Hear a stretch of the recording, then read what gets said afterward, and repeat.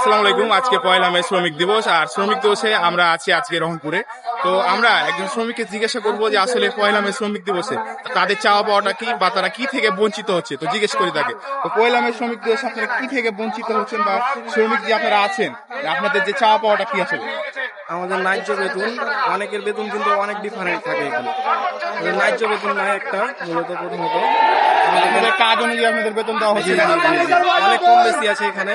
অনেকে হয়তো কম বেতন পায়, অনেকে আবার বেশি বেতন পায়। কিন্তু আমাদের এই একটা দাবি যে ন্যায্য বেতন করা লাগবে, সকলের কাজ হিসাবে বেতন দেওয়া লাগবে এবং 8 ঘন্টা ডিউটি, এর উপরে না। আর কোনো চাওয়া পাওয়া সরকার কাছে আপনাদের কাছ থেকে? চাওয়া পাওয়া বলতে এই যে যেটা বললো 5% কোটায় শ্রমিকদের হলো মানে যে মর্যাদাটা দেওয়া দরকার, তো শ্রমিক হিসাবে কিন্তু অনেক অবহেলিত। তো এই অবহেলাকে বাঁচানোর জন্য 5% কোটায় শ্রমিকদের ছেলে মেয়েদের পড়ালেখার ব্যবস্থা করে দিতে হবে এবং চাকরির ব্যবস্থা করে দিতে হবে। তো আপনারা তো বুঝতে পারলেন যে আসলে শ্রমিকদের আসলে চাওয়া পাওয়াটা।